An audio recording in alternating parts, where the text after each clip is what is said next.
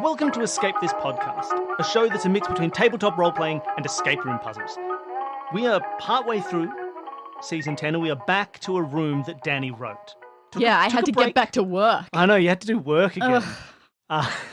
Every episode we have guests come on and play through a room that Danny has devised, an escape room that exists just in her mind and your mind and my mind and our collective unconscious. This episode... Okay. Yeah, that's Sure. what it's like. Let's work with that. This episode, we have a returning guest and a new guest.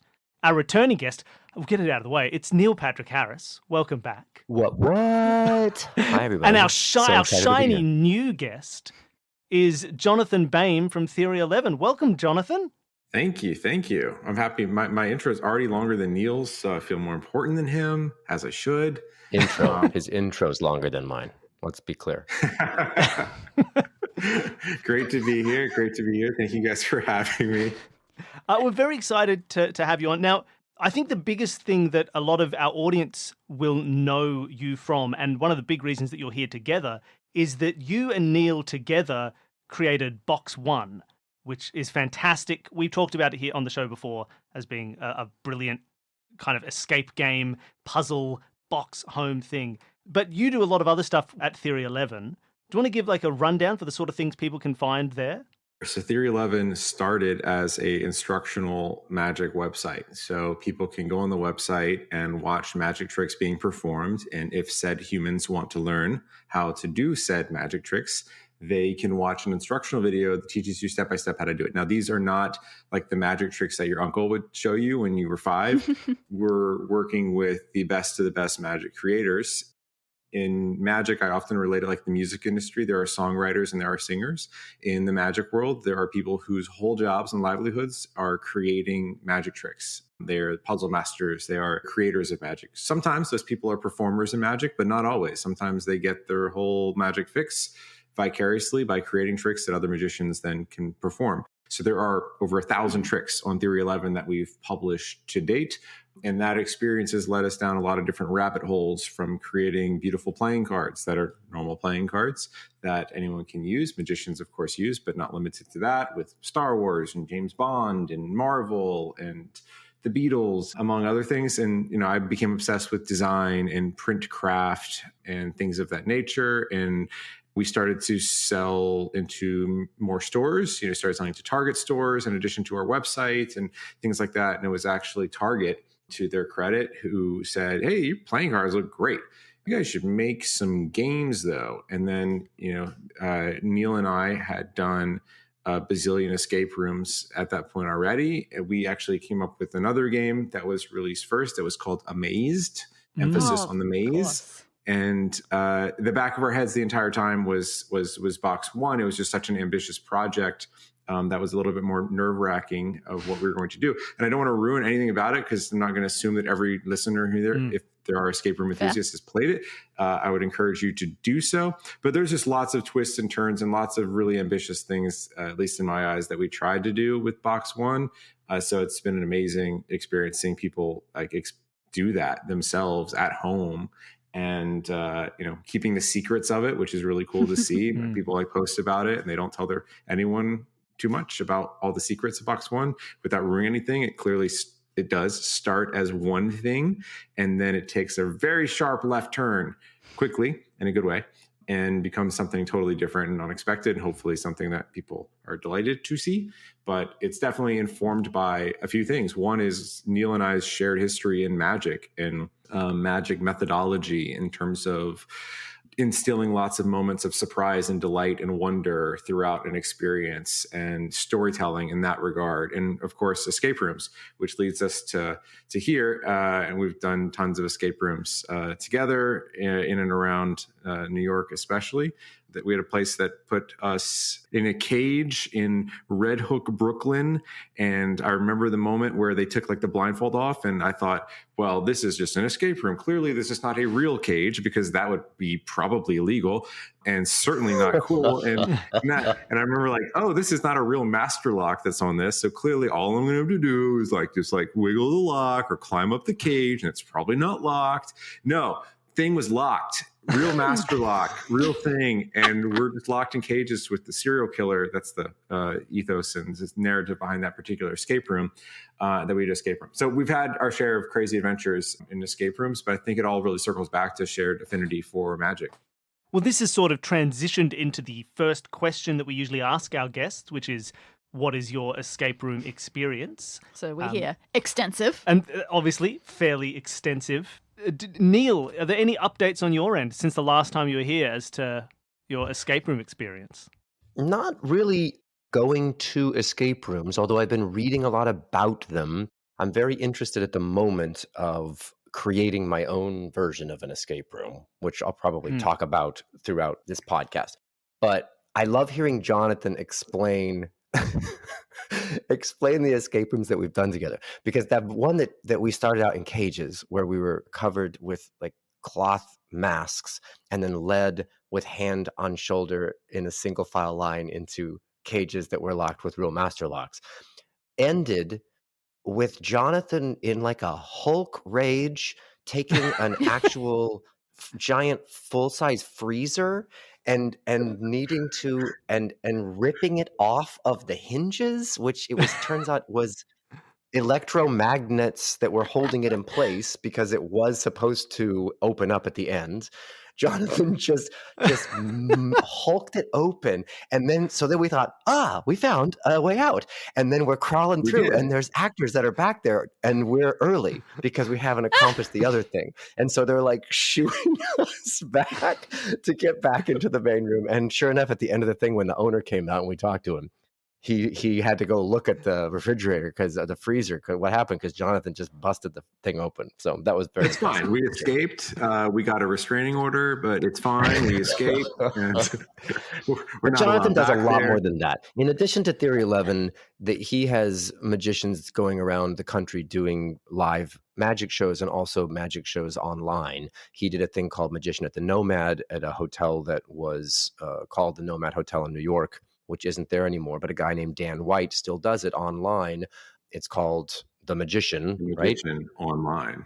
Yes. Online. And you get a ticket, and you receive this gorgeous Theory 11 done box that's got all the a deck of cards and things that you'll need for the show. And then you get a time for the show and you watch him do it live. And it is one of those really remarkable interactive magical experiences that sort of transcends the genre in its quality. There's a few people that are doing those kind of things, but it's really like next level magic. So what I appreciate about Jonathan as a person is that he not only can teach people how to do tricks, but we can make an escape room box game not as game designers and really care about it. He can make magic shows that people can go see live.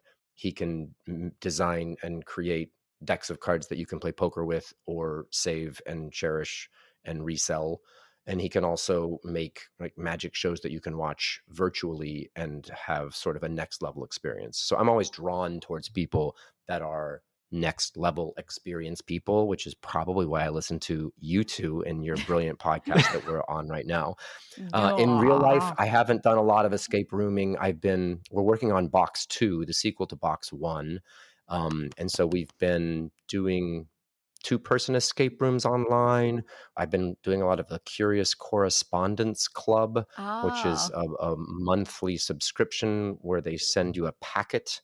And when you open up the envelope, it sort of opens to reveal a letter that explains what's happening. And then it's all paper things that you can use in very unique ways to have your own sort of escape room in your home. And I highly recommend that. But no, I haven't been out. I'm dying to see, to go to escape rooms in person. Yep, sounds about right. Likewise, I haven't done any physical escape rooms since March 2020 when the COVID started, but we have done some online escape rooms that I was initially very skeptical of. Similar to, Neil was alluding to our show.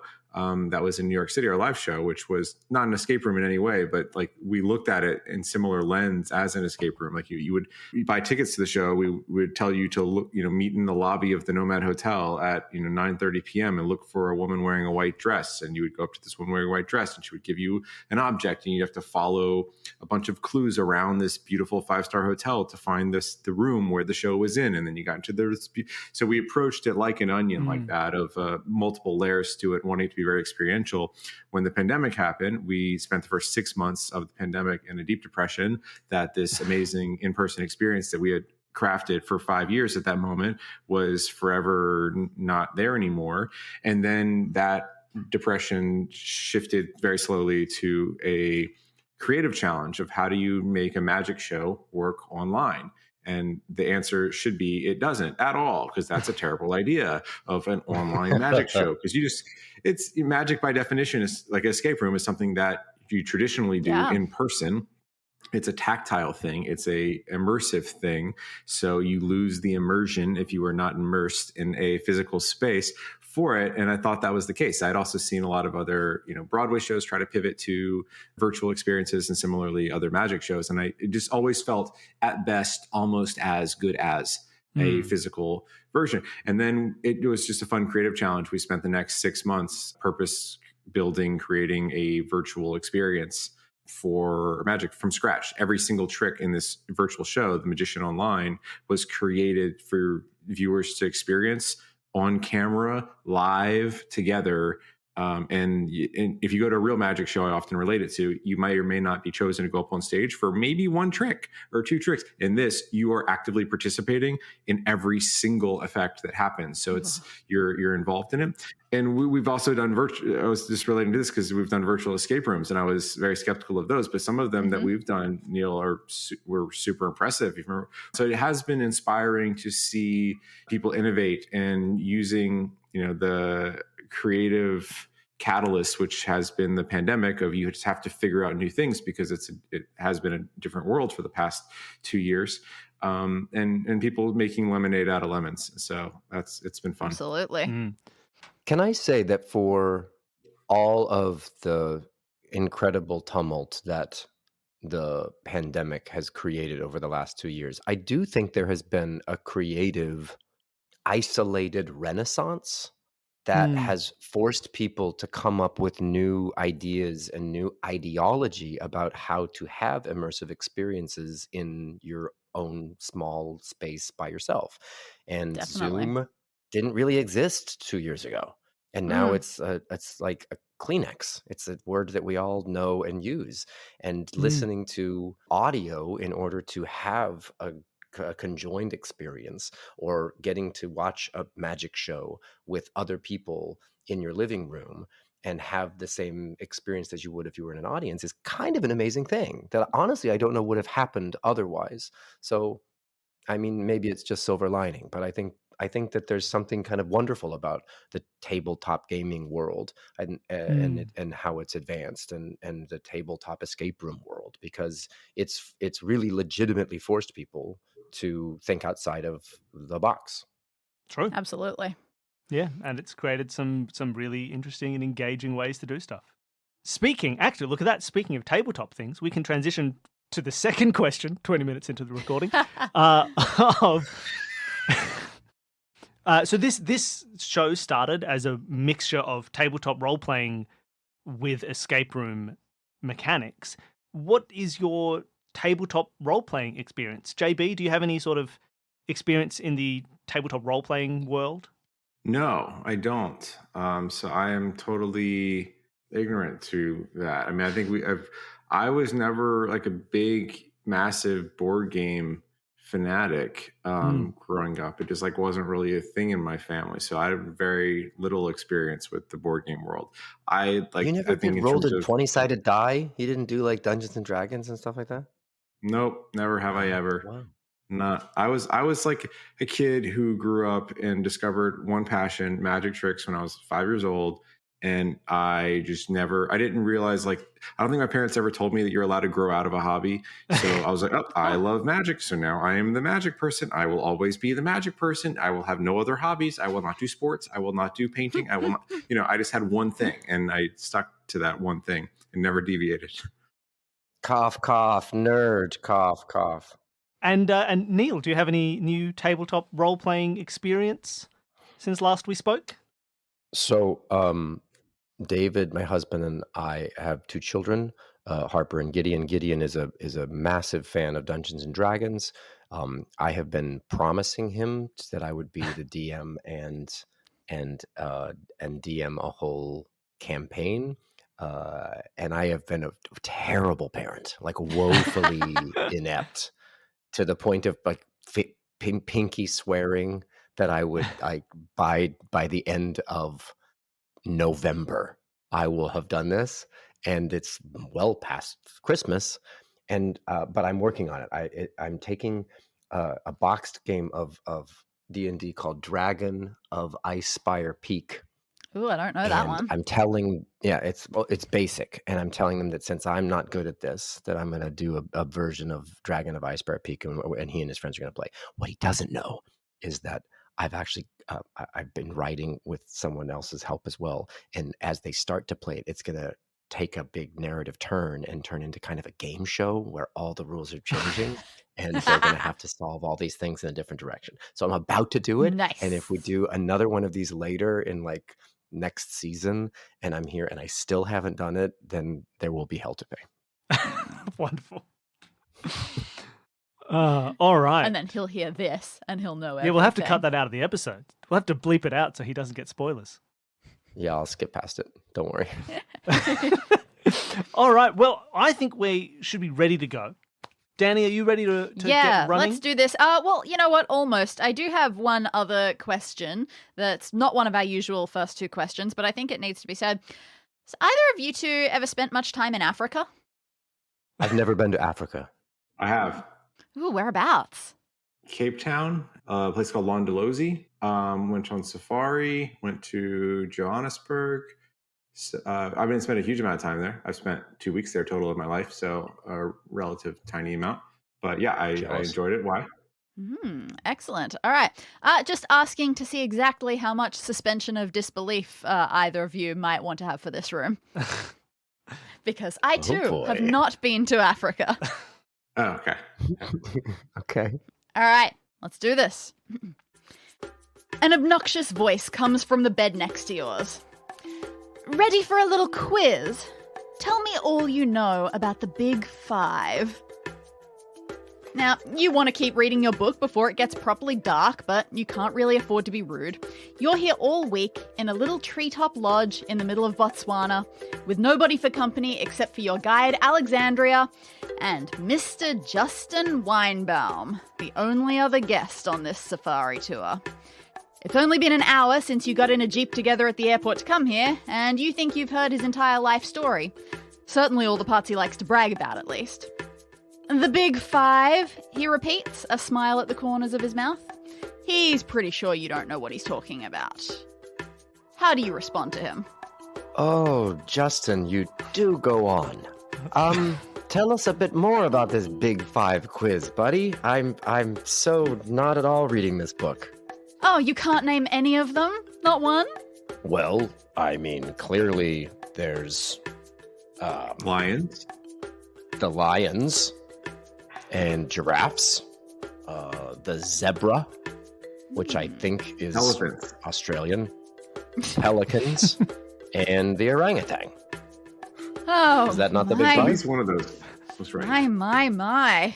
I hope that's a geography and nature book that you're reading, because you need to brush up. You know that these Big Five are so called because they're known as the 5 most challenging creatures to hunt. The lion, the leopard, the elephant, the rhinoceros, and the Cape buffalo.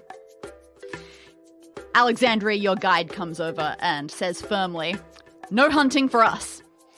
You get the impression she knows she shouldn't have to say that, but there are some tourists where you can't be too careful. She also then says, "You'll be lucky to even get a photo of all of them. They're tough to find, all in different areas, And around here, they're more active at night, and we are not going out at night.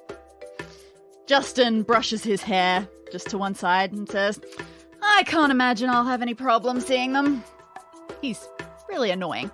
This is his third safari, and he thinks he's a professional adventurer. The glow of sunset is coming through the windows when Alexandria gives a sudden cry of dismay.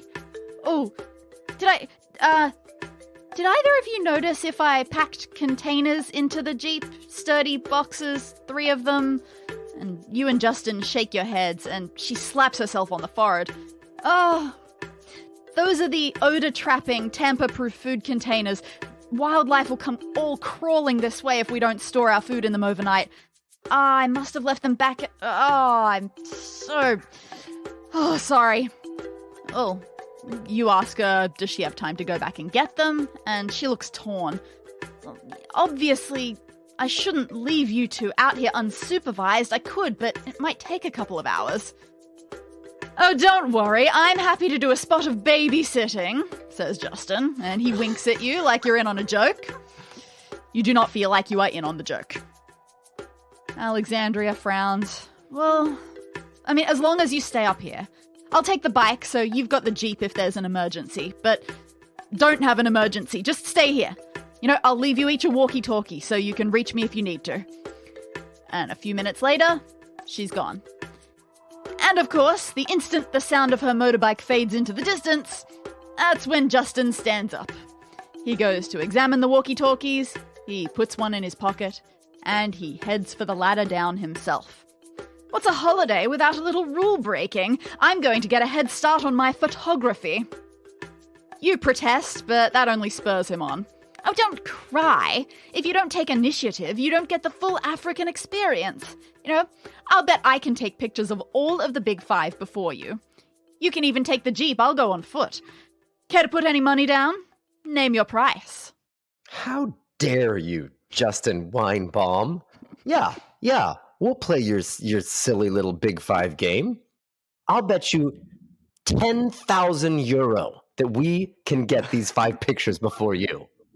Oh, understood. Well, if we're going to be playing for petty change, then, well, I suppose I'll have to get out my other wallet. You know what? Because I feel sorry for you, you don't even have to pay me if you lose. Just like that, he's down the ladder. Your nerves are on fire, okay? Yep. He's giving you a stupid bet. You really want to win that and shove it in his face and take his money. Also, you're a better person than he is, and he's just gone out into the Botswana wilderness totally unprotected. He is clearly crazy. And whatever you think of him, you don't particularly want him dead in the savannah, because you might get blamed for it. You have to follow him. You might take some pictures along the way, but you've also got to make sure that he doesn't end up dead. And at least, if you have the Jeep here, you'll be pretty safe. And if you change your mind, you can run him over in it. What should we do, JB? I think we should follow him. Wait, before we do, is there anything we need to see where we are? Should we look around the area, the space that we're in, or should we just jump into the Jeep? Are all of our supplies in the Jeep? Do we need to put more things in it before we go? Most important stuff will be down there, but it's totally fine to take a look at where you are right now. So this lodge that you're staying in, it's high above the ground with just the one rope ladder leading down. Inside, there are 3 beds, one for you, Justin, and Alexandria. Each one has a thick mosquito net hanging from the ceiling above it. You packed pretty light for this trip, but Justin seems to have had the opposite idea. He has a whole trunk at the foot of his bed, and it's locked with a weird 4-digit combination lock. So I've attached a link in the show notes. This will be available for everybody at home as well if you want to check in the show notes. But JB, would you like to describe what you see in this link? I see a wooden chest that has a 4-digit combination, but the 4 digits are not in the typical order. There's 1 digit that is on top of this lock, it looks like. And then there are 3 more digits in like a pyramid shape beneath that. So you have the 1 digit on the very top and then like a pyramid of 1, 2, 3 more digits beneath that. Also an odd smiley face That is right. In the Yeah, I was center of going to it, say, it feels like there's two dots and a smile. Are we supposed to, is this a talking lock? Are we supposed to is engage this with it? from You'll never Beauty and the open Beast, me. where it's going to be our guest and talk? I'm locked forever.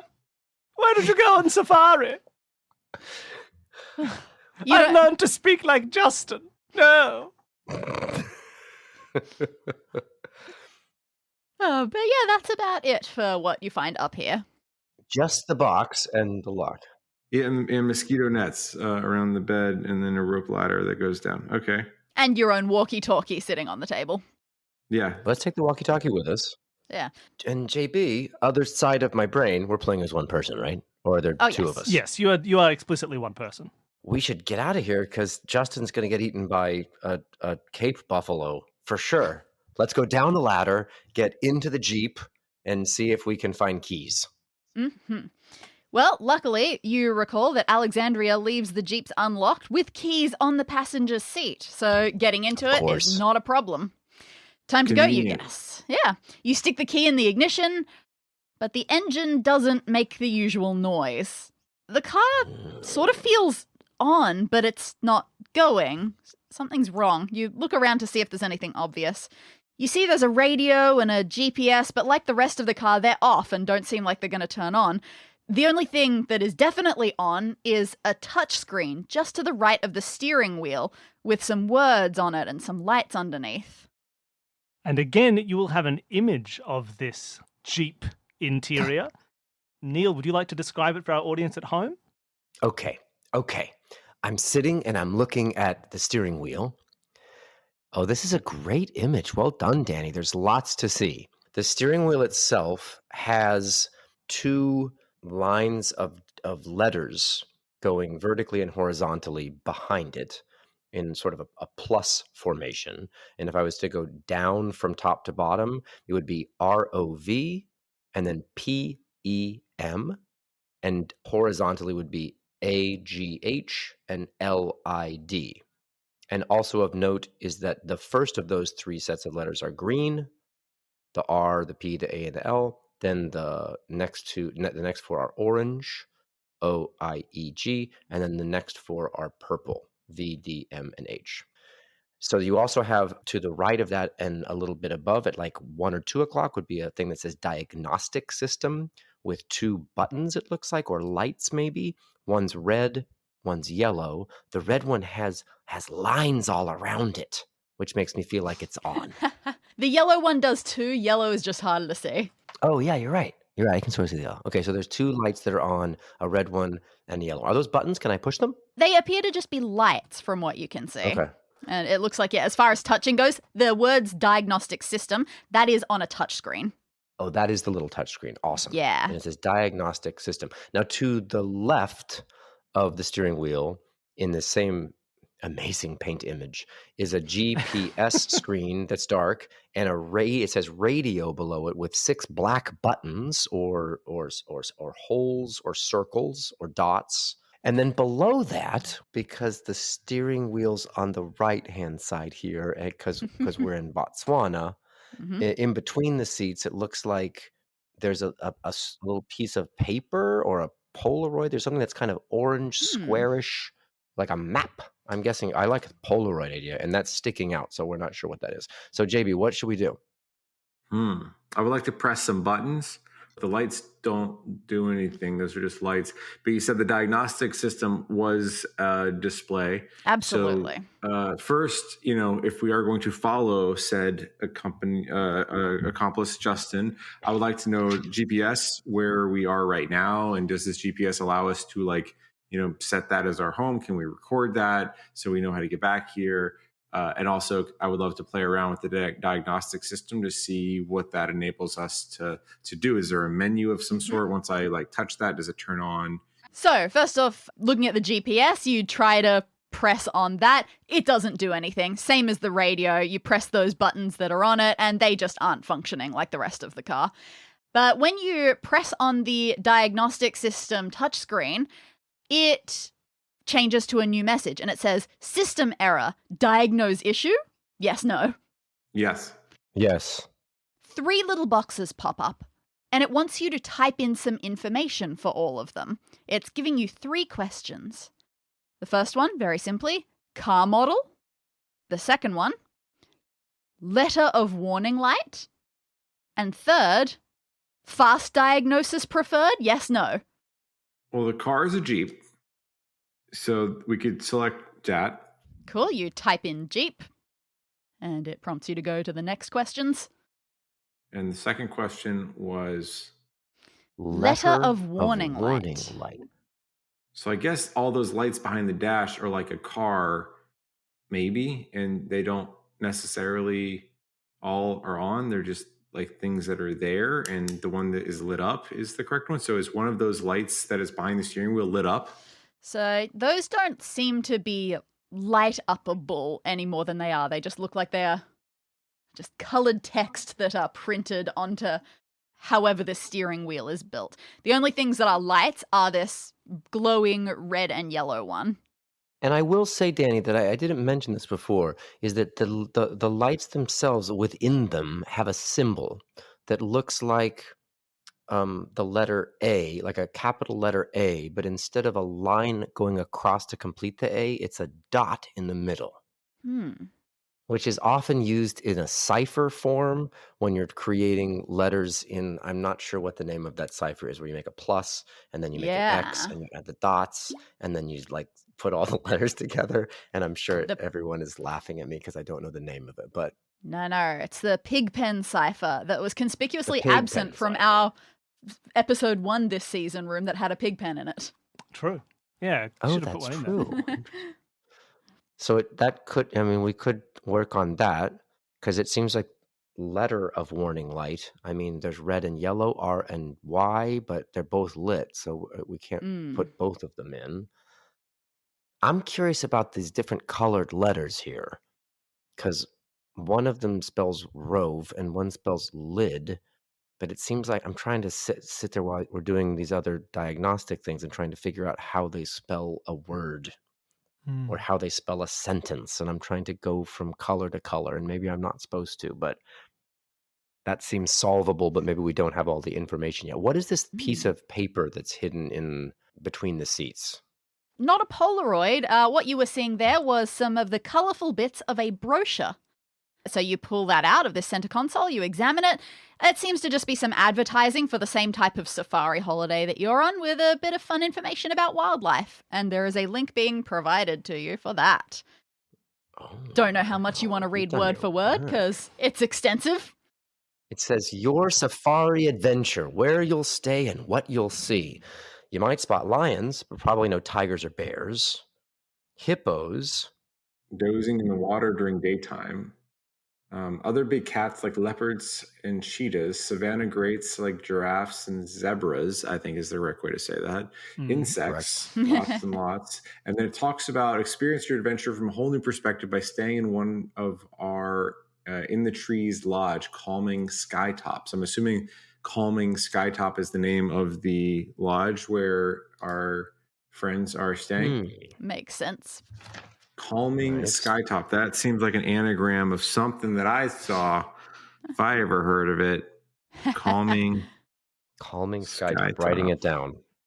It says, have you heard of the Big Five? If you're lucky enough to encounter one, here are some fun facts. Cape Buffalo. If you're cornered, don't climb a tree. These guys will wait hours for you. Okay. Elephant. They can get aggressive if threatened, but they're very clever and mostly just want fun. Leopard. Mean on the ground, even deadlier in trees. A favorite hunting technique is to drop down from a high branch. Lion. They're majestic and frightening, but also very lazy. They seek out the easiest possible prey. Make sure it's not you. And the rhinoceros, which says, these bad boys have poor eyesight, but if one sees you, watch out for its charge. And then beneath that, I believe there's a still image from the live action remake of The Lion King. Might be. Amazing experience. The braver you are, the more you'll see, says one happy visitor. 2 out of 5 of the Big Five spotted. 5 out of 5 stars for the holiday, says another happy visitor. All right, what do you make of this clue-wise, JB? Not a lot. Well, one, I've been to Africa, and I think that second happy visitor was unlucky. I did see all of these. Like, I thought when you went on safari, you may or may not see like one or two if you're lucky. And we went out on our first safari at 6:00 in the morning, and I had seen all of these within maybe 4 minutes of leaving the camp. Yeah, and Wow. apparently that's normal if you go to certain lodges where it's not, uncommon to see tons of these things. But literally, maybe 3 to 4 minutes after getting in the Jeep and going out, saw all of the things. That's so I'm not amazing. seeing too much in this, and I'm looking on the photo in the lower part, and I'm not seeing anything. Nah. There's my bird guess in the is with sky. this, if I'm in puzzle brain, my guess is that if we come upon these big five, we'll probably have to follow the instructions on them, the facts, right? Buffaloes don't climb the tree. Elephants, don't threaten them. Leopards drop from a high branch. Lions are lazy. And the Look rhinos for can't leopards see in well. trees, So basically. my guess is that of this clue, it's to use this information for later. Because I'm not seeing any. I would concur. Yeah, that seems fair. It seems separate from the Jeep itself. Okay, and you said that Fair. the GPS does not work and the radio does not work. Correct. Nothing seems like it's going to go until you diagnose. It's also possible on the diagnostic system, Neil, that there's two things wrong with this car, and both lights are on. So do we maybe have to address each of the problems individually, the red light and the yellow light? As far as you can infer, it seems like it's only telling you there's one thing wrong. Interesting. I'm thrown by these letters, dude. I feel like I should solve this quicker. Why are they green and orange and purple? Have we seen anything else that's green or orange and purple anywhere? Orange, the brochure, but is a little peaking of orange. It looks like in this photorealistic image of the inside of this Jeep, but I don't think that's anything. I tried also seeing just, if just the green letters spell something, for example, like parl or larp or something. I didn't see anything that was obvious. Also, the orange letters, I tried to see if those spell anything. GOIE. I don't think there's a word. And the purple letters, HVDM, and that is not a word because there's no vowel in it. So I am perplexed. If I spin the steering wheel, do those letters perhaps change? No, they seem like they're fixed to the thing that is behind the steering Okay, wheel. got it. Because I was seeing Neil, like maybe if you spun the steering wheel around 180 degrees, the PEM would change into a W. No, they are very much fixed in their locations as they are. Well, that's inconvenient. I'm going to call Jeep after we get off this and file a complaint. Well, what are you looking for right now? What have you been asked to find from that? I'm looking for a letter of the warning light. And the warning lights are red and yellow and have that like weird pig pen cipher thing on it. And there's no Y for yellow. Oh man, we're super stuck and we're not even driving yet. Justin's getting eaten by a lion. And you're not there to see it. Okay, hold on. Looking at the X of the license of the steering wheel and looking at the diagonal shape that matches and looking at the dot in the middle, it would be the bottom quadrant of the P, the E, and the M. Yeah. And assuming that the dot was, I can't imagine it being any closer to the top of that diagonal line that's on the red and the yellow buttons. Could we type in P as if it's the first letter? Wait, do red and yellow make orange? And so we should try the E because the two colors combined together would create the E? That would explain why you've got two separate lights for one issue, that you have to mix them. Let's punch in E and see what happens. All right, you put E, and then it's asking you to go to the next question, which was, do you want the speedy diagnosis? Well, yes, we've taken like 45 minutes to get to this point. So yes, let's do the fast diagnosis. All right, so you've put in your 3 answers. The screen flashes a loading symbol, your answers pop up again, and then it also says, "Thank you for locating the issue." Nice.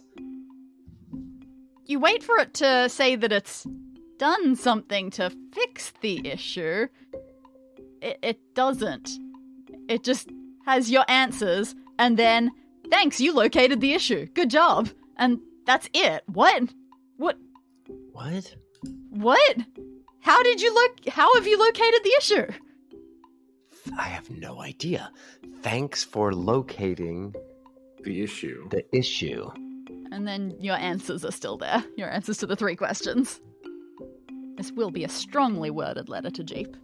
Yeah. I've already sent it. I've called Herman Jeep, who's the founder. So what does the screen say right now?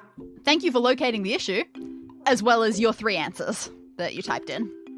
And what does it list as the 3 answers in what order?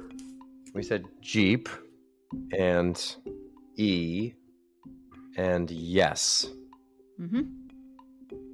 Yep, so those 3 things are on the screen as well. Jeep E yes. GPS. Ah! GPS. It's a dad joke. And I'm laughing so loud I'm going to wake my children. GPS, you guys are brilliant. Okay, so can we click on the GPS now? It won't seem to do anything. Its screen is completely black. You just pull it out of its mount and flip it over, and sure enough, you see on the back, its batteries are so dead that they've gone crusty with old acid. And apparently that is enough that the car has decided it will not work until that has been fixed. So we need new batteries for the Jeep yes. Yes, baby.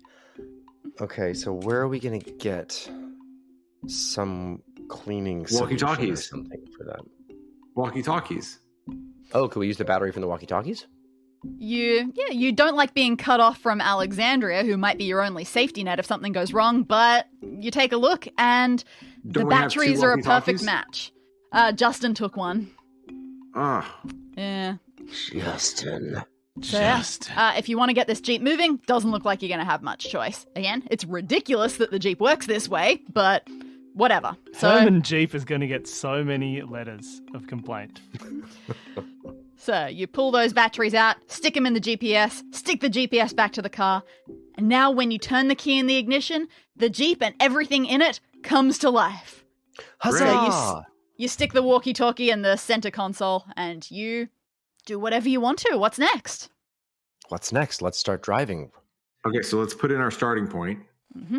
so that we can get back to here because we want to. This is where we're sleeping at Calming Skytop, which is Nice. definitely not an anagram of something. Hot Nicely tea. done. All right, so you get And the Jeep then moving. We drive straight. Want to listen to anything on the way? Oh, yeah, sure. Let's turn the radio on. You turn the radio on. There are a couple of preset channels, English language pop music, some local music, and one that's just soothing animal noises. All sound like animals as they're going to sleep.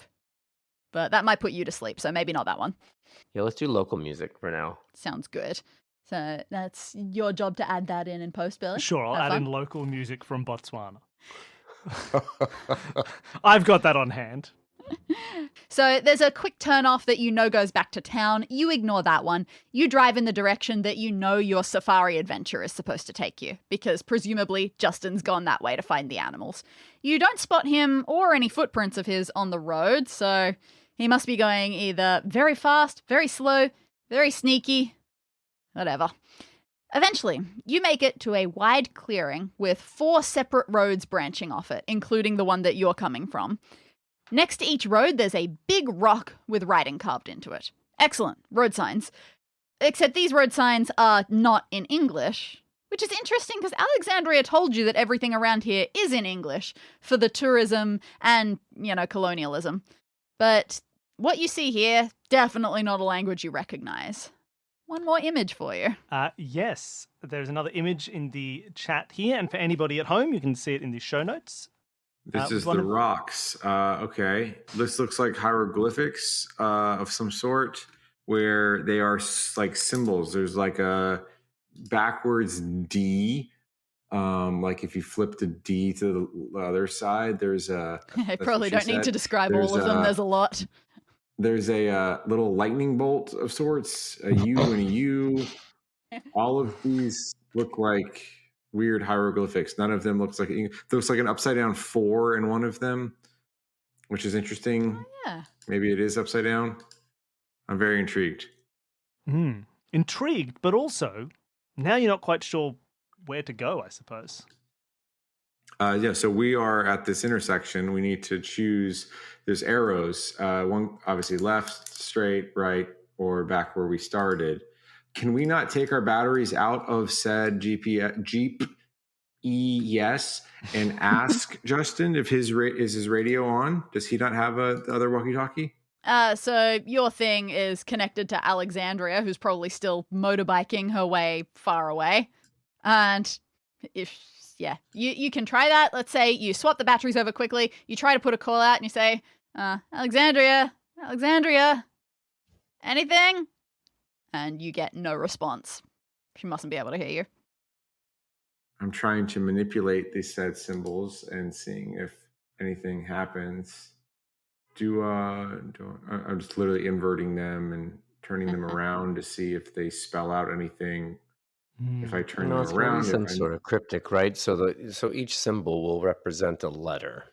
I'm looking at the upper left one, and it has the double U symbol, and which must, I'm trying to think in W, Wheel of Fortune speak, and I'm guessing that that's probably an E, and if so, that first word's probably tree, and if so, the backward D would be a T.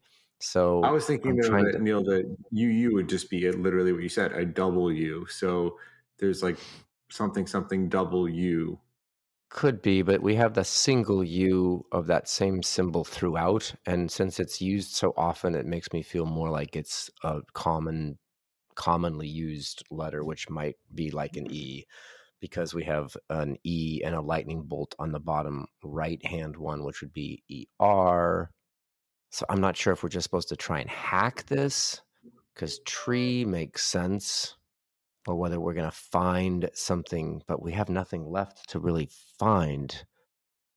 Can we just drive? I mean, it's not like we're going to drive off a cliff. Should we drive to the left and see what we find there?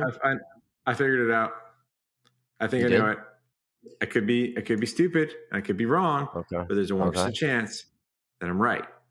Okay. So I'm going to go with it. So here's my hypothesis.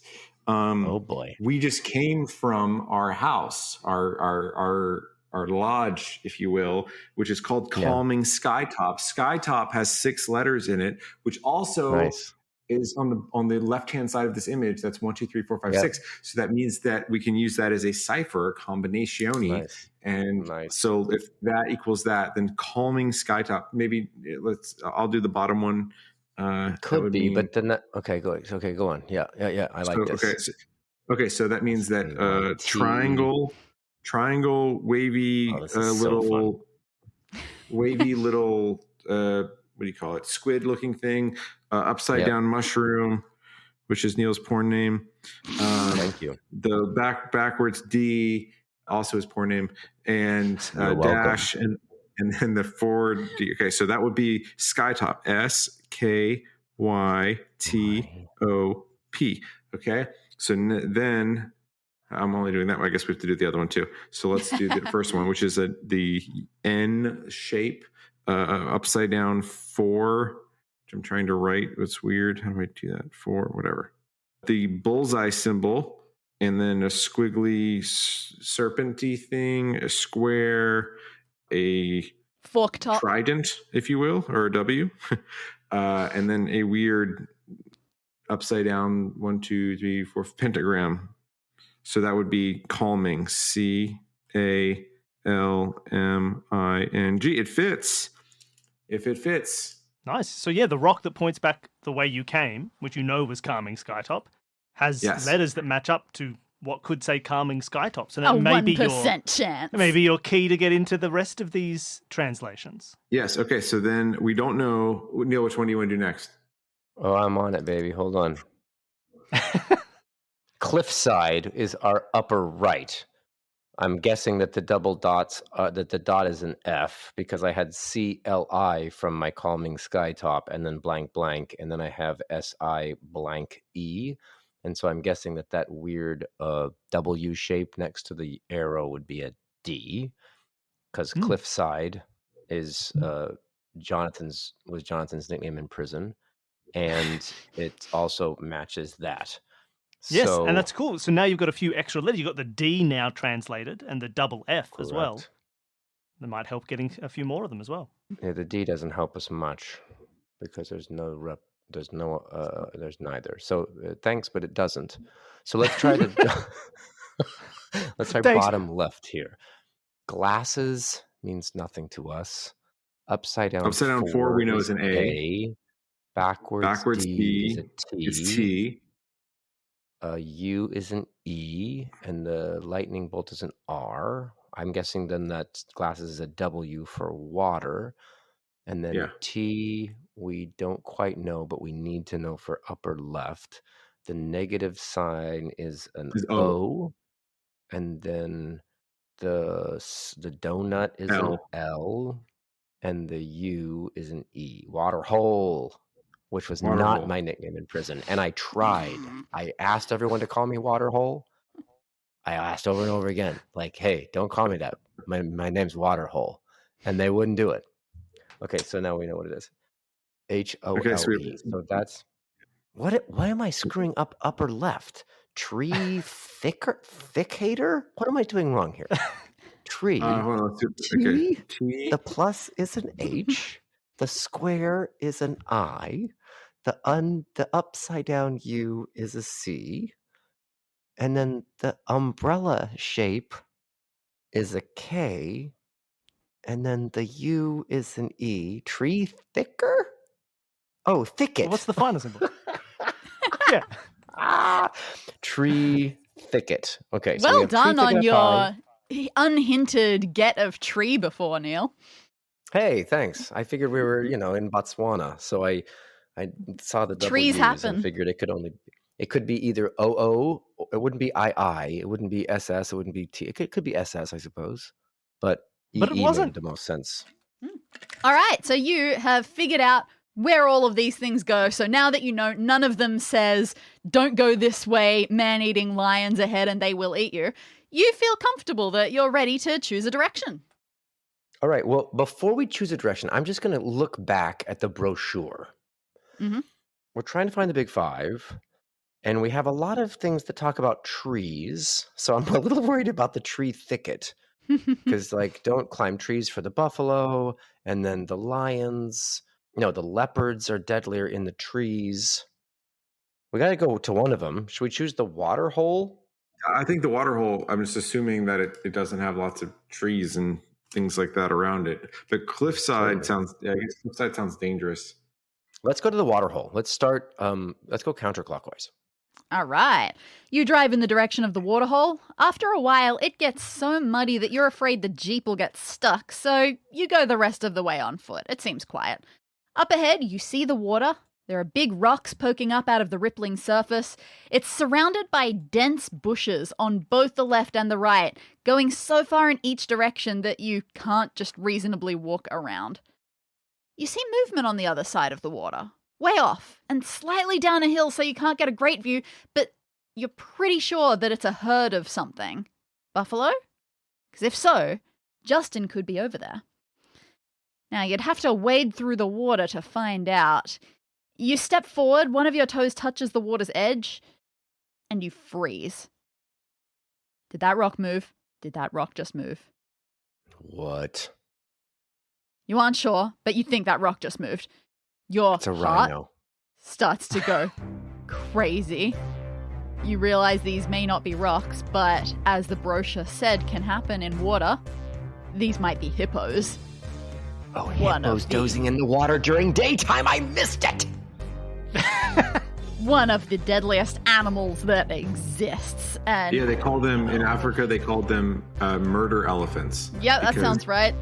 They look so like nice and such, but they're not. Exactly. So you back away, and because you aren't sure how aware of you they are, you leap into the nearest bush, and ow, these bushes are covered in massive spikes. You cover your mouth with your hand, trying not to cry out, even though they've sliced at you several times. You keep quiet, and none of the rocks move.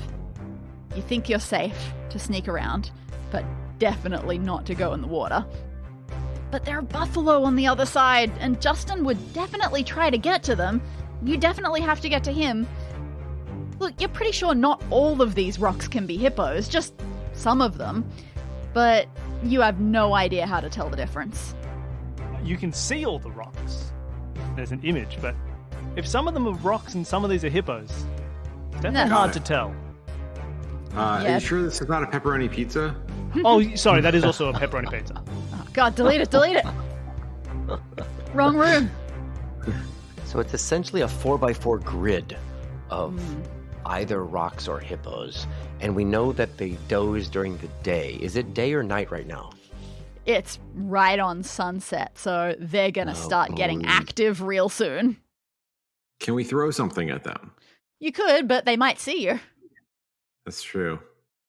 Well, can we? It seems like there's a lot of shrubbery, if you will, on the left and right side of said watering hole. Could we not use that as cover and go around this or near the watering hole without them seeing us because their eyesight is poor? So this is where you just jumped in to try to get out of sight. And as you noted, all of this shrubbery here, all of these bushes, which go really far in both directions, they are massively spiky.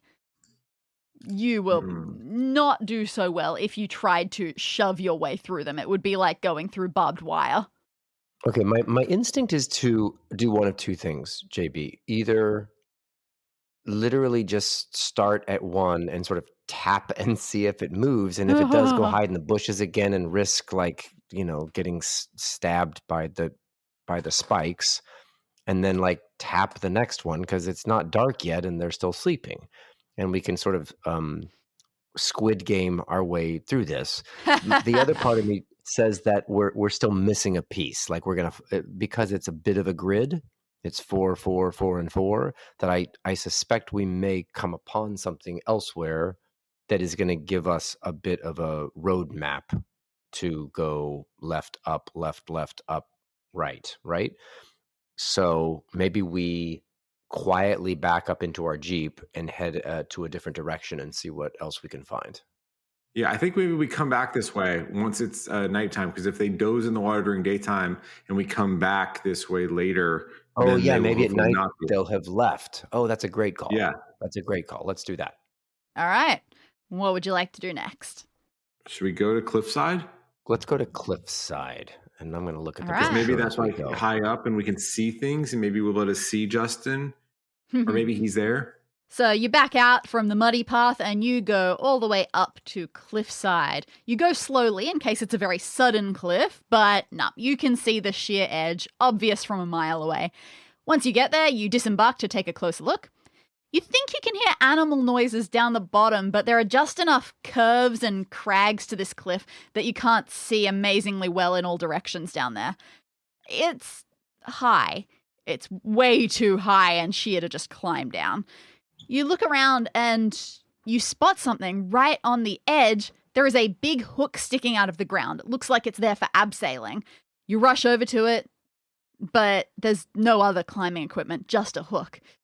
Ooh, but there is something else there. This time, there is a Polaroid. Let's look at what this Polaroid looks like. If I grab said Polaroid, it looks like it's something that says having fun. It's a photo of a rhino and a person that's a terrible photographer who cut off their face, but that must be Justin. Oh, yeah, you don't need his face to recognize Justin. You recognize his that silly little hat. hat. He's wearing a top hat. He must be a magician. And he's hitchhiking because his thumb is up. He's mocking us. He is indeed. But that's all you So find he here. saw a rhino. Yeah. He saw a levitating rhino above him, Yes. floating He's in a magician. the air. It spoke and said, having fun. The rhino said that. He carries his dark Justin. blue marker with him everywhere. He's already got a picture of the rhino. What is this hook again that we found? It looks like it's for attaching stuff to abseil, but there's none of the ropes or anything that you would normally want. Can we add it to our inventory? It's pretty well stuck in the ground there. And we'll need the hook in order to climb the cliff. That's what I'm That guessing. seems pretty likely. If we go back to our lodge, there is a rope.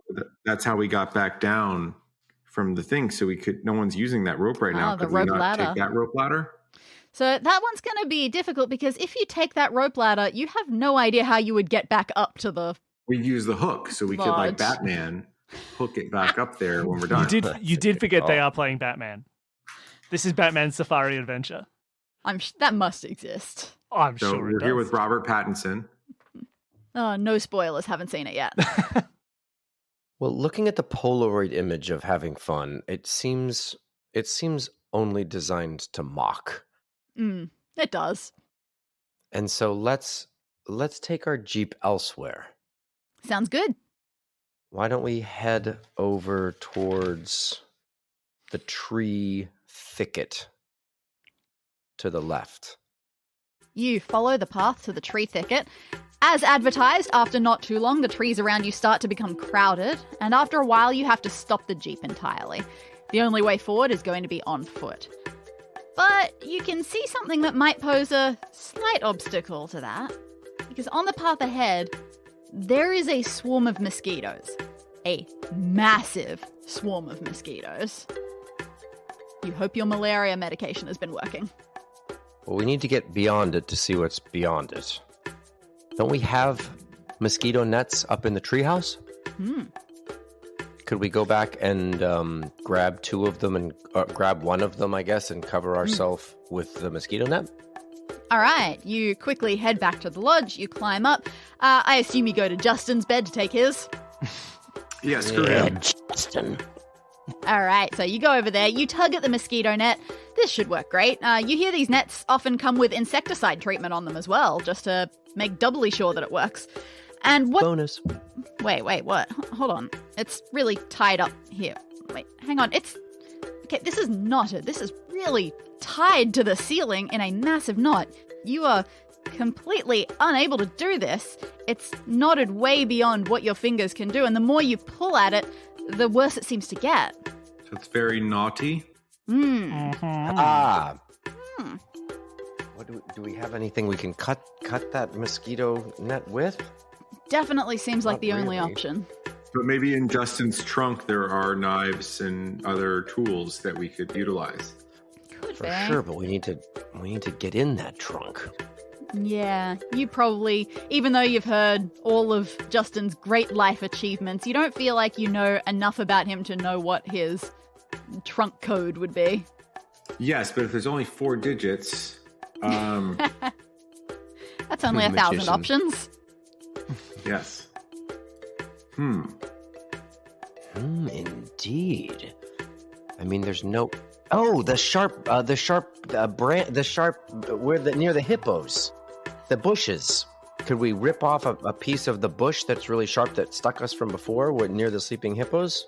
Yep, you dash back to the waterhole, you grit your teeth, and from one of the bushes you snap the sharpest spine from it that you can see.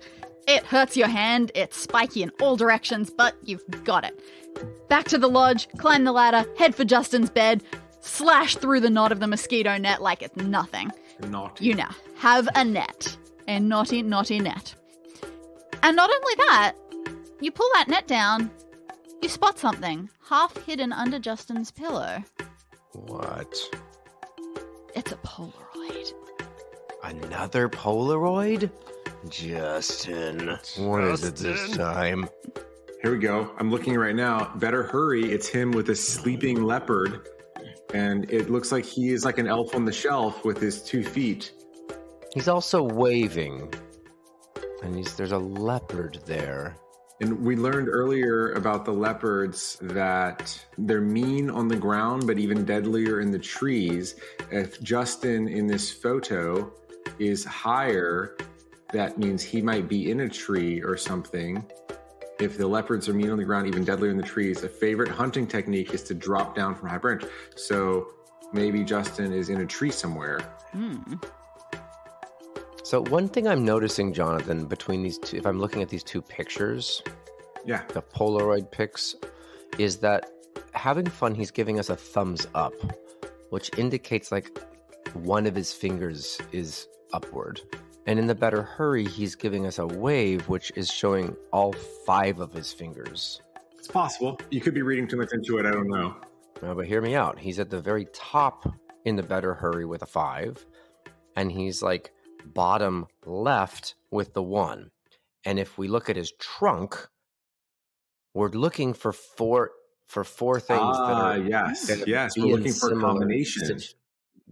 a combination of numbers. So it wouldn't surprise me if, given this logic, that the forehead above the smiley face 0 would turn into a 5, and maybe the lower left 0 would turn into a 1. But we'd still need 2 more Polaroids to prove that. So why don't we Yes. take where we are now? Let's take our mosquito net. Do we need 2 more Polaroids? Or if we know that one is this and it's in this position, and we know another is this and it's in this position, that only leaves us with 20 options, no? Fair, but I think in beautiful story, in gameplay mode, we should probably play this through as opposed to just like if we get 3 of 4, you and I. I'm sorry, I thought our friend Justin was in danger. And I would was trying certainly to save stand him. there and like just try each number 0. And I think there's 1 still through Z. 100 options left with 2 of them. This is true. That's true. Still, I'm feeling good about this, but in the meantime, we have something in our possession now, a mosquito net, that can help us get past all of those mosquitoes, which are over at the tree thicket. So I say we drive in that direction. All right, back to the tree thicket. You make your way back there, you get out of the Jeep, and you drape yourself in that mosquito net. It smells. Insecticide or Justin, you aren't sure. But either way, you head into the tree thicket. You see the swarm of mosquitoes still choking the air. Here goes nothing. You march right into them. They go crazy trying to get at you, but whatever is on the net, they hate it. You don't feel a single bite. So you keep going forward. And as the trees grow denser and the sun less visible, the mosquitoes abandon you. They give up. You bump against some of the plant life for a while. It's really thick. You're searching for any sign of Justin when you spot some claw marks on a nearby tree. You pause. They definitely look to you like they could belong to a leopard. And surrounded by these trees, you do not want to be ambushed by a leopard. One thing you know about them, they have amazing camouflage. Lucky for you, you practiced a bit before coming on this trip because, you didn't want to miss any animals, so you'd practiced spotting their camouflage in hard-to-find pictures. You found one particularly useful one, a Twitter post that went viral, that is a picture that's got a hidden leopard in it. And you spent a really long time trying to spot that leopard because you figured if you could spot it there, you could spot one anywhere. So let's take a look at what that picture that you've spent all your time preparing with. Now, I will say, I mentioned this to Neil before we started. There is a puzzle, in inverted commas, in this room that I still haven't done, even after the playtest. And this is it.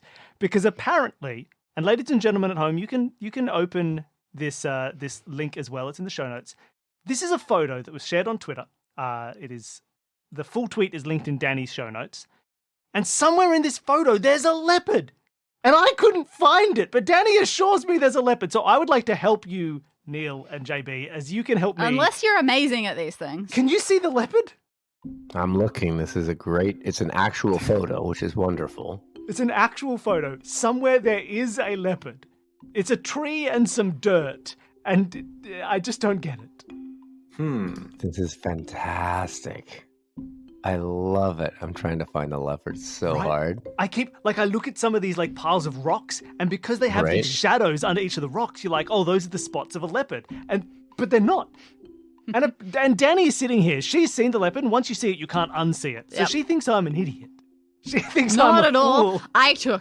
I couldn't find it. I had to have it pointed out to me from the follow-up Twitter posts. I just have no idea. Well, I'm sort of scrolling back and forth, and it seems like it must have to come from the rocks, unless it comes from the ledge of the rocks. Hold on, I have to put my glasses on. Oh, if you want to spot a leopard, you better get those glasses on.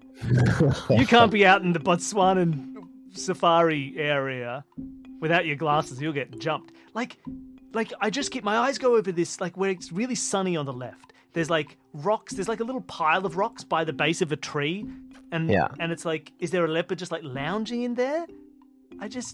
I'm zooming in. Maybe that'll help. Leopards everywhere, nor any drop to drink. I see him. You see him?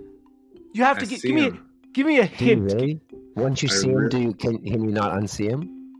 I mean, now I can't unsee it. Yes. Also, When JB went off to get his glasses, he just Googled, "Where's the leopard in that viral photo?" no, I did cheat, but the photo is very faded, so I fixed it and made it less faded. Oh, what? You did some photo manipulation? Yes, I'm in Photoshop. I don't know how to use Photoshop. Okay. So it's a very faded photo, which makes it so. All I actually did was increase the contrast a little bit, and it becomes a little bit less. But it honestly, still is. Oh, I can see it. I can see it. I can see it. I can't see the leopard. And I haven't done Photoshop. Can I explain it without the Photoshopping? Bill, if you look, there's the tree, the big tree in the middle, right? Big tree. Yep. And then in the foreground, there's an out of focus tree branch that's going off Yes. to the left. Yes. And if you look in between those two, you see a horizontal line of light, right? Somehow your microphone got really loud. Is it just me? Oh no, I'm leaning forward. I'm really excited. Very good. So you see sort of there's a line where it goes from light to dark. Sure. And so it's in Wait, there. I see it. Go up a little bit and you see rocks, like actual rocks. And then a little bit above that, you there see he a bunch is. of little dots. And then there he is. There he is. You know what I reckon it is about this photo that makes it so tough? It's scale. These rocks are much bigger than you would think. They look like pebbles, but they must be quite large because that's a tiny leopard compared to these rocks. Yeah, He's that's a good so point. cute. And so you're looking for a big leopard because you're like, oh, those rocks are like 1 millimeter big. It's like, no, they're like a foot high, each of these rocks. That's a leopard. Oh, I that found the was so leopard. fun.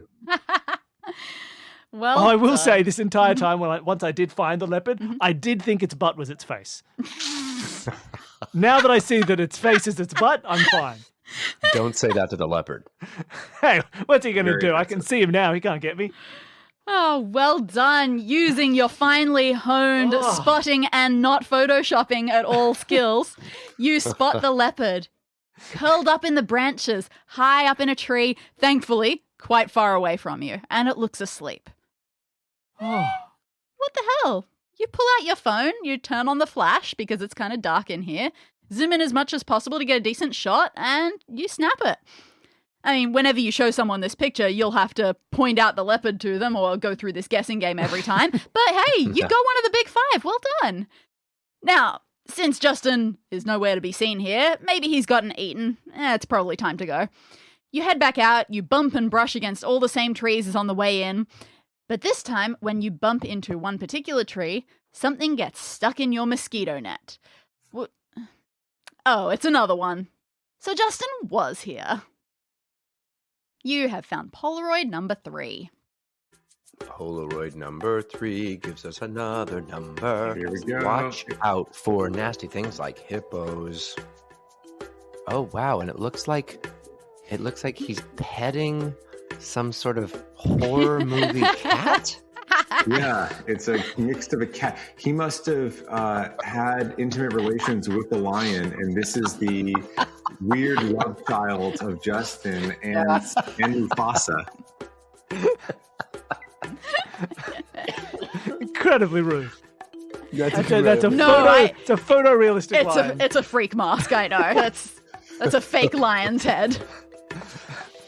But I like the fact that he's like got his hand up in front of the lion, and the lion is just like side-eyeing. He's still looking at him like, what the heck is this guy doing? Okay, but heck is the this? two things I noticed from this Polaroid. three things. One is the artistic integrity of the line drawing. Two is that he's holding up 5 fingers again in the middle of the image. So if we're still trying to unlock the lock, I think we might have found another digit. Yep. And lastly, it's referencing hippos, but showing a lion, which is concerning to me. Maybe it's just a very badly drawn hippo. Could be. I don't think so. Watch out for nasty things like hippos. And the O has an additional sort of line in the middle of it, which I'm finding everything suspect at the moment. Yeah, why does the O have a weird, like a C shape in it? Don't know. Why does? It's also written in blue ink that he wrote on it. It's not part of the photo. No, he just apparently carries a blue marker with him and has been writing Yes. on all of them. So we have better hurry, having fun, and watch out for nasty things like hippos. That's a lot of words. Why did they say they're nasty? Oh, are they not? One, it's rude. Two, hippos, they doze in the water during daytime. So it's probably nighttime now because we've driven around a lot. It's at least past sunset. The sun takes longer to set here, Oh. so it's still not quite Okay. fully dark. I'm gonna follow the Jonathan Bain path a little bit and tell me if this is something I shouldn't be doing. Let's find out. But I feel like we have 3 of 4 Polaroids for 3 of 4 numbers on the lock.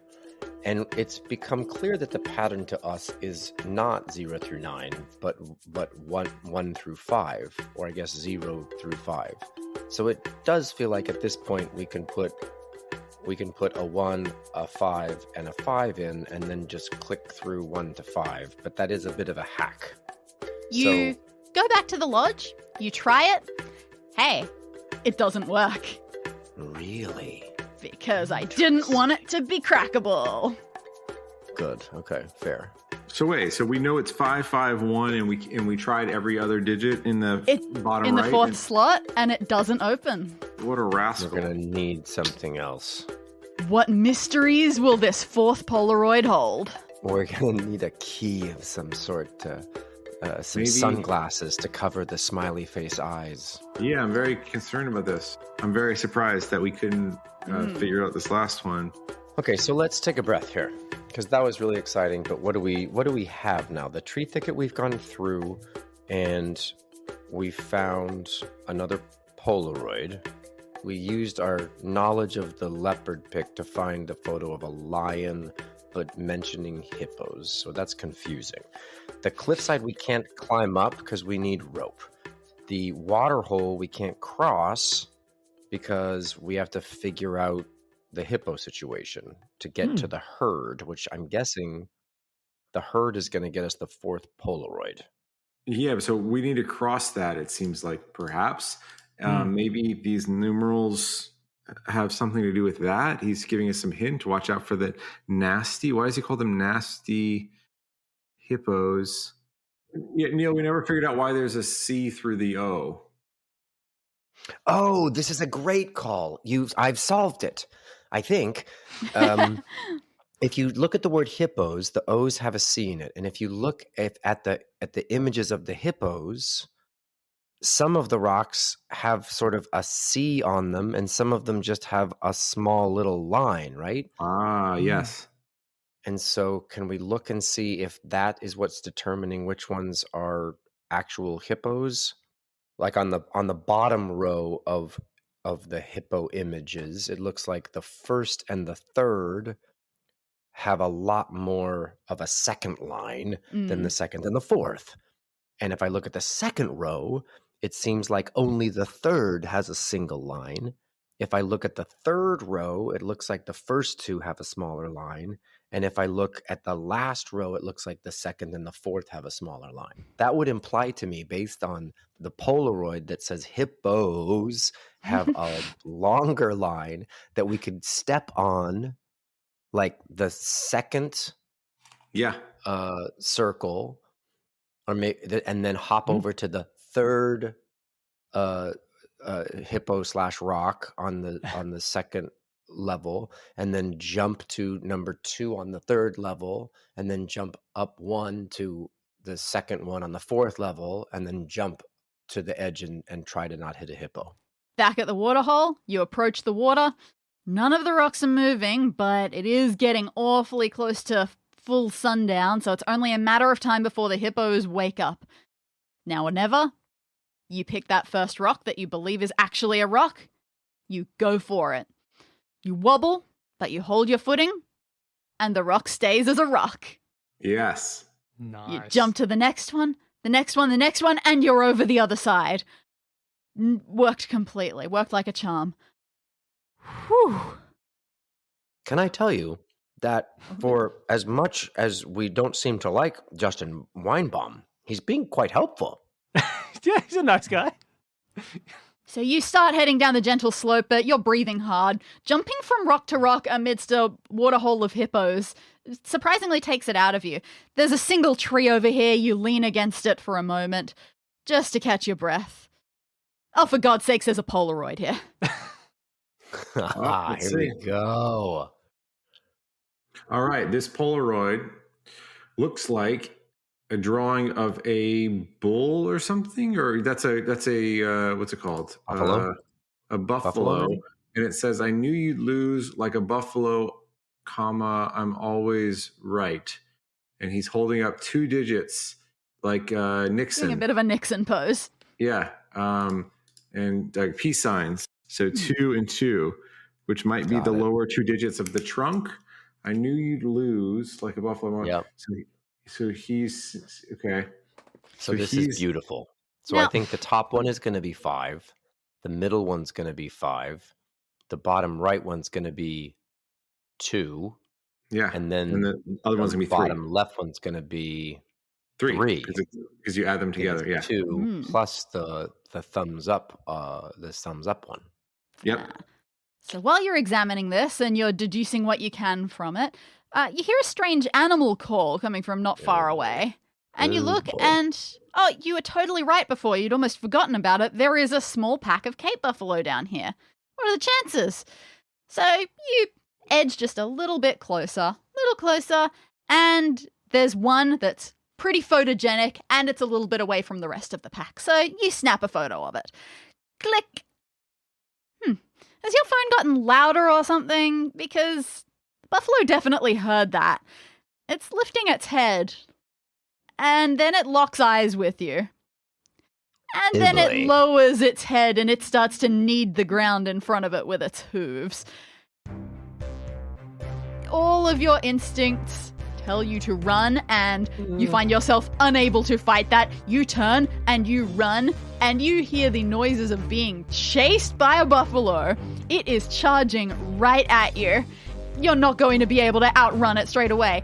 You find yourself sprinting right in the direction of the tree that you were just leaning against. No. You could do that, you could climb it, or you could make a sharp turn either left or right. What's a buffalo's weakness? Don't climb the tree. So you don't climb the tree, take a sharp right. So like a buffalo, I'm always right, so we should go left. Okay, so if the buffalo is always right, let's go left. Then let's make a sharp left. You head for the tree. At the absolute last possible second, you sharply veer off to the left. You don't slow down for a second, and the buffalo veers off to the right. You have no idea why this has happened. Do buffaloes have some sort of weird natural instinct, like they just naturally curve that way? And apparently this is a thing, that buffaloes veer right. They're not ambi-turners. Apparently not with equal measure. No, they are way more biased right. You gasp for air. You make it back across past those hippos. You make it back to the Jeep. Well, this is a safari experience. But you now have 2 photos and 4 Polaroids. Can I tell you that safari, I'm not enjoying myself. Oh, what the hell? Yeah, that's just rude to say. Yeah, Neil. no, you just we made insulted this room everyone. especially for you. Gosh. Safari. Okay. Well, I'm out of breath. I've crapped my pants, but we've avoided the buffalo. We have 3 out of 4 Polaroids. You have 4 what are out we of 4 missing? Polaroids. Oh, we have 4 of the 4 Polaroids, but we've taken 2 pictures of our own, right? Oh, yes. We have all of the numbers for We the need the trunk, trunk I open. think. Yes. So let's head back to the tree house and climb up, go to the trunk that's Calming next skytop, to you mean? Justin Weinbaum's bed and enter that combination. All right. You get in the Jeep. And that is absolutely your plan. You you leave the waterhole, you go back to the clearing, back to the lodge. But when you're still some distance away, you slam the brakes on hard. Oh boy. Right at the base of the rope ladder, you can see, pacing around the bottom, is a fully grown male lion. Because it turns out Alexandria was not kidding when she said that your food might attract wildlife. Oh, You- no. You take out your phone for a quick photo, much faster than you did for the other 2, because you feel vulnerable. There's just something about a lion that, even more than being a meter away from a hippo, this is intense. You just feel visceral terror about this. You need to get this lion away from here. So what do we know about lions? They're majestic and lazy. frightening, They're lazy. but also very lazy. They seek out the easiest possible prey. So we got to it's give not up you. Justin. Let him meet Justin. What other prey might we have? Yeah, that's tough. Or if you don't have prey, because you definitely don't have any food on you, any way that you can make it think that there's easy prey. Show them the Polaroids of the other animals. Oh, one of them is a sleeping leopard. Lions probably like that. Do we still have the ability to use a walkie-talkie? Could we put the battery back in the walkie-talkie? Oh no, we only have one. I was going to say make sounds or something so it could Oh, hear yeah. something would be from good. afar. It's a good idea. Yeah, making sounds from afar is a good idea, but yeah, you only have one walkie-talkie, and Alexandria still, as far as you can tell, doesn't seem responsive. How about, can we take the radio out of the car, which had a channel which you said was calm animal Sleeping noise? animals. It was calming animal noises. So if we take that radio out, or just turn the car on in some way and turn that radio station up, the lion could be distracted, allowing us to pass. Brilliant. You turn on the radio onto the animal noises channel. Billy? Oh, that's a sleepy animal noise, right? Yeah. Well, no, that's too intimidating, a sleepy Yeah, that animal. sounds scary. A little scary. Exactly. Lion wants that for sure. You put the volume right up, you leave the door open, you dash out, and you get far enough away that you feel safe. You hide as best you can on the correct side of the wind so that it won't smell you, and you watch that lion from afar.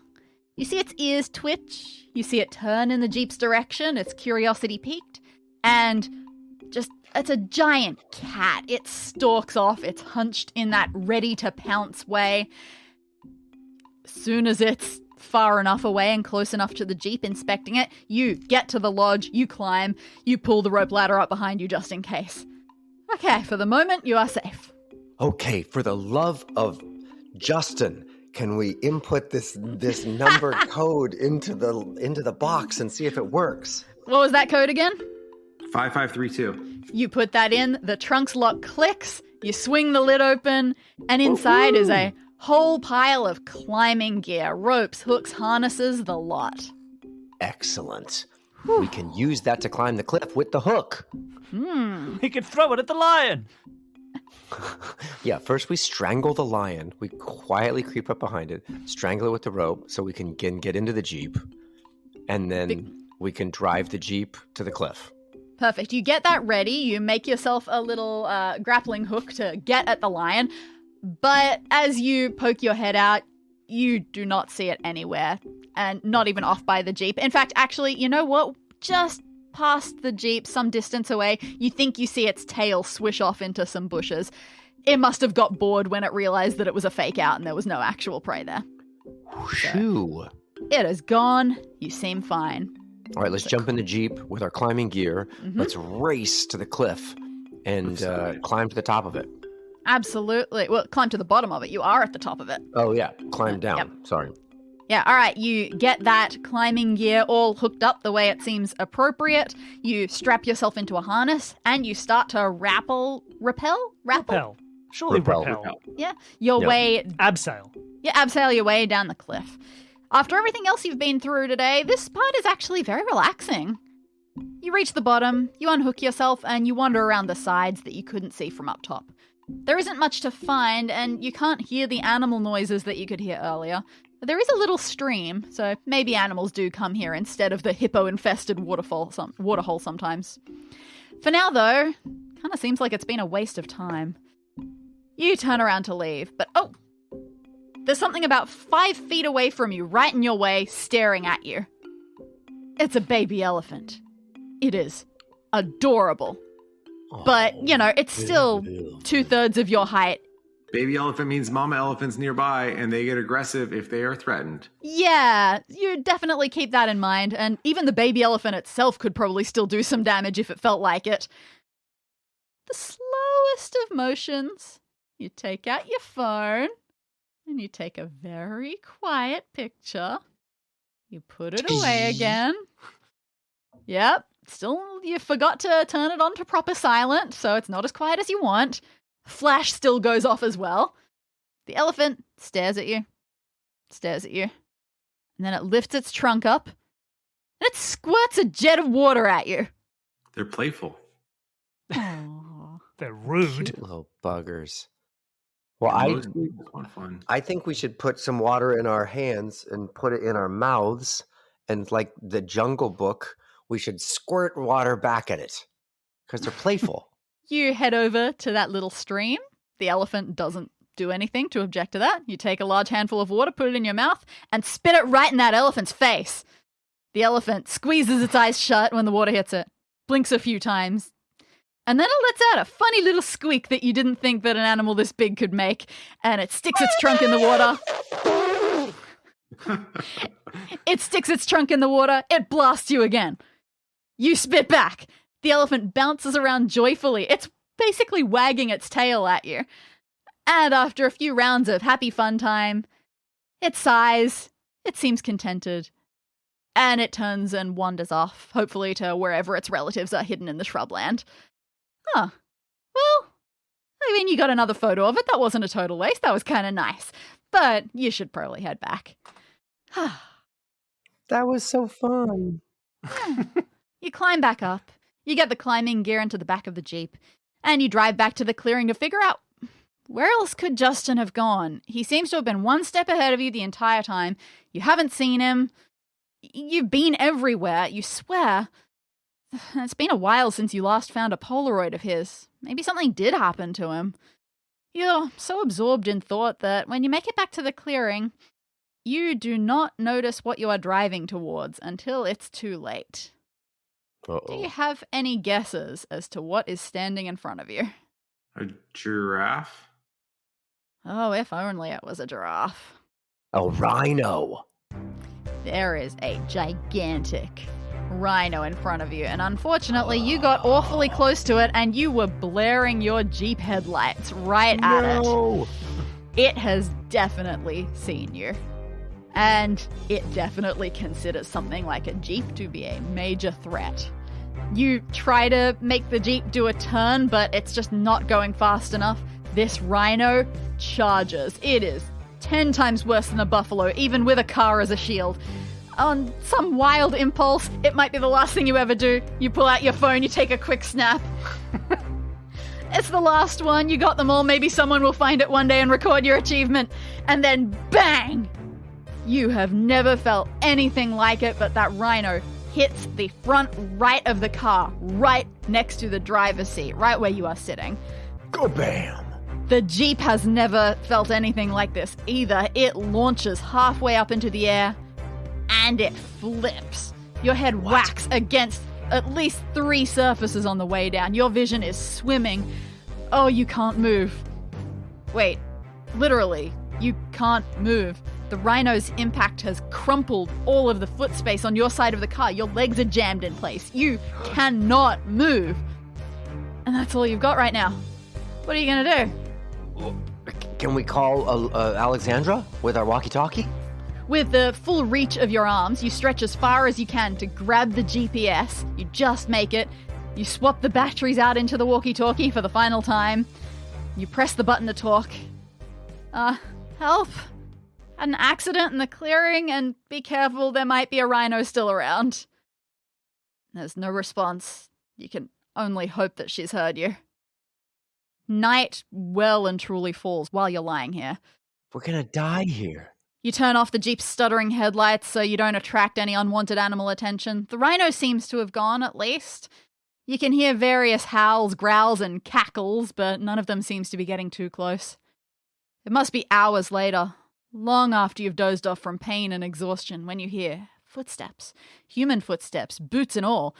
And they do a bit of a clamber on the car, and they reach the driver's side door, and they pull it open. Alexandria, Mama? you sigh with relief. Oh, Guess again. Your eyes shoot open. Justin. wait a minute. Justin? Yeah, so before I left, I kind of switched your walkie-talkie frequency over to mine so that I could keep tabs on your progress, maybe mess with you a little, but mostly just listen. Oh, that was so funny when you thought that you could ask her for help with the signs. Well, who'd have thought it would turn out in your favor? Alexandria's still miles away. She'd have never been able to get you out of this. You shake your head. All is taunting, Justin. all is jeering, and you're just supposed to believe that he's here to rescue you. And as if he can read your mind, he grins and goes, well, yes, I'm just a very good person deep down, really. Ugh. Ew, gross. With a lot of shoving, tugging, squeezing. Together, you manage to get your legs out from the crumpled wreckage. Looks even worse from the outside, but luckily, apart from a whole lot of bruises, you think you've come out of it okay. Just in case, though, or really just to show off, Justin insists on carrying you piggyback style all the way back to Calming Skytop. You cannot believe you're letting it happen, but whatever. You make it back, you clamber with difficulty up the ladder, and you slink your way into bed all before Alexandria ever needs to know what happened. She won't miss the Jeep. Sorry about your mosquito net, you say reluctantly. And Justin shrugs. Oh, no problem. Mosquitoes never bite me anyway. I'm just lucky that way. Oh, speaking of lucky, hope we both have some good luck finishing off our Big 5 photos tomorrow. You sit up. You didn't get all 5? Of course not. I only left you 4 Polaroids, didn't I? Couldn't find a bloody elephant. I guess it was the wrong time of day for them. So annoying. Well, at least you can fall asleep, very satisfied with that, dreaming of cute baby elephants. He may You've have won saved 10,000 us, but who euros. won the game. Yay! And that's the end of the story.